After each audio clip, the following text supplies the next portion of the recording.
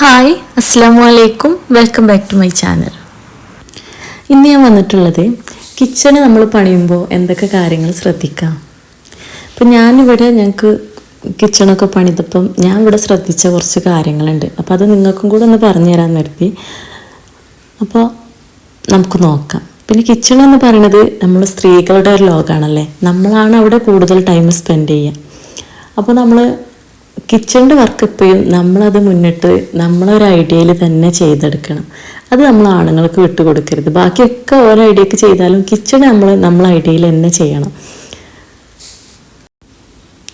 അപ്പം നമ്മൾ ആദ്യം ശ്രദ്ധിക്കേണ്ട കാര്യം എന്ന് പറയുന്നത്, നമ്മുടെ വീടിൻ്റെ സ്ട്രക്ചർ വർക്ക് കഴിഞ്ഞ ടൈമിൽ നമ്മൾ കിച്ചണിൽ സ്ലാബ് ചെയ്യും, കൗണ്ടർ ടോപ്പ് ചെയ്യൂലേ, അതൊരിക്കലും നമ്മൾ കോൺക്രീറ്റിൽ ചെയ്യാനേ പാടില്ല.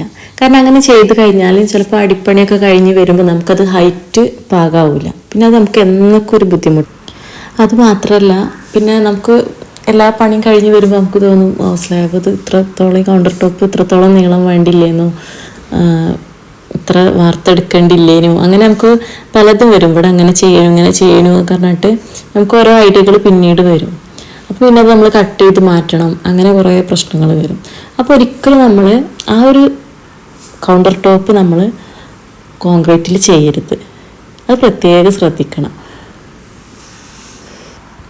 പിന്നെ നമ്മൾ ശ്രദ്ധിക്കേണ്ട ഒരു കാര്യം എന്ന് പറയുന്നത് വയറിങ്ങിൻ്റെ ടൈമിലാണ്. ആ ടൈമിൽ നമ്മൾ എവിടേക്കൊക്കെ ഫ്ലഗുകൾ വേണം, അതുപോലെ ലൈറ്റുകൾ എവിടെയൊക്കെ വേണം, എങ്ങനത്തെ സംഗതികൾ വേണം. അപ്പോൾ അതൊക്കെ നമ്മളെ മൈൻഡിൽ, നമ്മളെ കിച്ചൺ നമ്മൾ ഇമാജിൻ ചെയ്യണം. എന്നിട്ട് നമ്മൾ ആ പണിക്കാർ വരുമ്പോൾ നമ്മൾ തന്നെ പോയിട്ട് പറഞ്ഞു കൊടുക്കണം എവിടെയൊക്കെ ഇന്നത് വേണം എന്നുള്ളത്. അതേപോലെ ഇപ്പം നമ്മൾ ഓവന്, മിക്സി, കറണ്ട് അടുപ്പ്, പിന്നെ അങ്ങനത്തെ കുറച്ച് സംഗതികളുണ്ടാവും, ഫ്രിഡ്ജ്, അതൊക്കെ ഏത് ഏരിയയിൽ എവിടെയൊക്കെ വരണമെന്ന് നമ്മൾ തന്നെ ഒന്ന് ഇമാജിൻ ചെയ്തിട്ട് നമ്മൾ പറഞ്ഞു കൊടുക്കണം.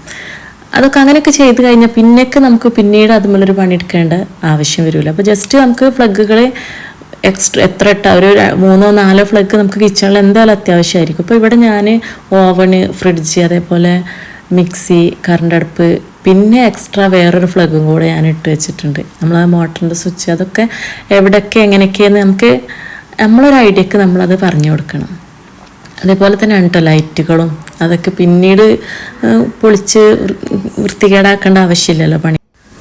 അതേപോലെ തന്നെ നമ്മൾ കിച്ചണിൻ്റെ ബാക്ക് സൈഡ്, നമ്മൾ കിച്ചണിൽ നിന്ന് ഡോറ് തുറന്നിറങ്ങി വരുന്ന ആ ഭാഗത്തൊരു ഫ്ലഗ് കൊടുക്കുകയാണെങ്കിൽ നമുക്ക് പുറത്തൊക്കെ ഒരു പണിക്കാരൊക്കെ വരികയാണെങ്കിൽ ആ ഫ്ലഗൊന്നും നമ്മൾ ഉള്ളിലോട്ട് കൊടുന്ന് ഇതാക്കേണ്ട ആവശ്യമൊന്നുമില്ല. അപ്പോൾ അവിടെ ഒന്ന് കൊടുക്കുകയാണെങ്കിൽ അങ്ങനെ യൂസാകും. പിന്നെ എന്തെങ്കിലും പ്രോഗ്രാം കാര്യങ്ങളൊക്കെ വരികയാണെങ്കിൽ ജ്യൂസ് അടിക്കുക, അങ്ങനത്തെ കാര്യങ്ങളൊക്കെ പുറത്തുനിന്ന് ചെയ്യാൻ പറ്റും കേട്ടോ നമുക്ക്.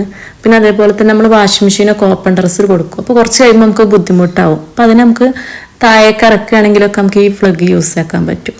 അപ്പോൾ അതൊക്കെ ഒന്ന് ശ്രദ്ധിക്കാം. ഇനി നമ്മൾ ശ്രദ്ധിക്കേണ്ട ഒരു കാര്യം എന്ന് പറയുന്നത് കൗണ്ടർ ടോപ്പ് ചെയ്യുമ്പോഴാണ്. അപ്പോൾ നമ്മൾ അടിപ്പണിയൊക്കെ കഴിഞ്ഞിട്ടാണല്ലോ കൗണ്ടർ ടോപ്പ് ചെയ്യാം. അപ്പോൾ അത് ചെയ്യുമ്പോൾ നമ്മൾ ഫ്രിഡ്ജിന് വേണ്ടിയിട്ടൊരു സ്പേസ് കണ്ടെത്തണം. ഇപ്പോൾ ഞാനിവിടെ ചെയ്തത് കണ്ടോ, ഫ്രിഡ്ജിനായിട്ട് നമ്മുടെ കൗണ്ടർ ടോപ്പ് വരുന്നതിൻ്റെ ഒരു എൻഡിൽ അതിനായിട്ടൊരു സ്ഥലം വിട്ടേക്കാണ്. ഫ്ലഗൊക്കെ അവിടെ കൊടുത്തിനു ആദ്യം തന്നെ. അപ്പോൾ നമുക്ക് എന്താണെന്ന് വെച്ച് കഴിഞ്ഞാൽ ഫ്രിഡ്ജിന് പിന്നെ ഒരു സ്ഥലം കണ്ടെത്തേണ്ട ആവശ്യമില്ല. അത് അതിൻ്റെ ഉള്ളിലായിട്ട് നല്ല ഒതുങ്ങി അതിനൊപ്പം തന്നെ നല്ല വൃത്തിയിൽ നിൽക്കുകയും ചെയ്യും. നമുക്കൊരു തടസ്സം വരിക കാര്യങ്ങളൊന്നും ഉണ്ടാവില്ല. മറ്റേത് നമ്മൾ ഫ്രിഡ്ജ് മാത്രം വേറൊരു സ്ഥലത്തൊക്കെ കൊണ്ടുപോയി വെക്കുമ്പോൾ ചെറിയ കിച്ചണൊക്കെ ആണെങ്കിൽ അത് ഒരുപാട് സ്പേസ് പോയ പോലെയൊക്കെ ഒന്ന് ഫീൽ ചെയ്യും. പിന്നെ അത് ഓപ്പൺ ചെയ്യുമ്പോഴും ഒക്കെ നമുക്കൊരു ബുദ്ധിമുട്ടാവും. അപ്പം ഇങ്ങനെ നമ്മൾ സ്ലാബിൻ്റെ കൂടെ തന്നെ അതിനൊരു സ്ഥലം ഗ്യാപ്പ് ഒഴിച്ചിട്ടിട്ട് ചെയ്യുകയാണെങ്കിൽ ഉള്ളത് നല്ല വൃത്തിയായിട്ട് അവിടെ നിൽക്കും കേട്ടോ. പിന്നെ ചെയ്യേണ്ടത് ഹൈറ്റ്, കൗണ്ടർ ടോപ്പിൻ്റെ ഹൈറ്റ് നമ്മുടെ ഹൈറ്റിനനുസരിച്ച് വേണം കൗണ്ടർ ടോപ്പ് ചെയ്തെടുക്കാൻ. അതാവുമ്പോൾ നമ്മൾ സിങ്കിൽ പാത്രം കഴുകുകയാണെങ്കിൽ നമുക്കൊരു ബുദ്ധിമുട്ടോ കാര്യങ്ങളോ ഊരവേദന അങ്ങനത്തെ ഒന്നും വരില്ല. അത് നന്നായിട്ട് ശ്രദ്ധിക്കേണ്ട ഒരു കാര്യമാണ്. അതേപോലെ ഗ്യാസിൻ്റെ സ്റ്റവ് നമുക്ക് അതുമൂലൊരു പാത്രം വെച്ച് കഴിഞ്ഞാൽ ബുദ്ധിമുട്ടൊന്നും പ്രയാസങ്ങളൊന്നും ഉണ്ടാവരുത്. അതൊക്കെ നമ്മുടെ ഹൈറ്റിന് നോക്കിയിട്ട് നമ്മൾ ചെയ്യിപ്പിച്ചെടുക്കണം. അതേപോലെ തന്നെയാണ് നമ്മൾ ഈ സിങ്കിൻ്റെത്. ഇപ്പോൾ നമ്മൾ കബോർഡും കാര്യങ്ങളും ചെയ്യുമ്പം സിങ്കിൻ്റെ ഏരിയയിൽ നമ്മൾ അതിൻ്റെ താഴെ ചെറിയൊരു ഗ്യാപ്പ് കൊടുത്തിട്ട് വേണം നമ്മൾ ഡോറ് കൊടുക്കാൻ. അതാകുമ്പോൾ നമ്മുടെ കാല് വെക്കുമ്പോൾ കുറച്ച് ഉള്ളിലോട്ടായിട്ട് നിൽക്കും. അപ്പം പാത്രം കഴുകുമ്പോഴൊന്നും ബുദ്ധിമുട്ട് വരില്ല. അതില്ലെങ്കിൽ നമുക്ക് കുറച്ച് കുനിഞ്ഞ് നിൽക്കേണ്ടി വരും. അപ്പോൾ നമുക്ക് ഊരക്ക് വേദനയൊക്കെ വരും കേട്ടോ ഒരുപാട് നേരം നിൽക്കും.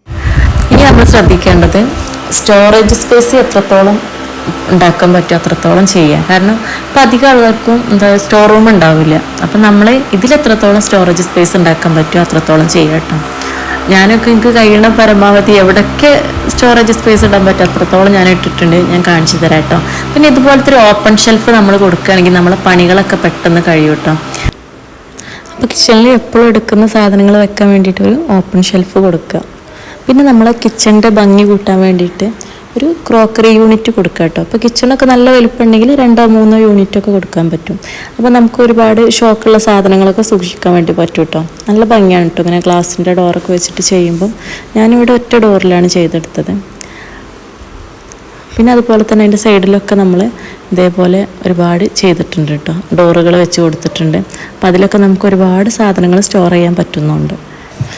പിന്നെ ഞാനിവിടെ ചെയ്തൊരു കാര്യം എന്താ വെച്ചാൽ നമ്മുടെ ഫസ്റ്റ് കിച്ചണിൽ റാക്കുകൾ കൊടുത്തിട്ടില്ല.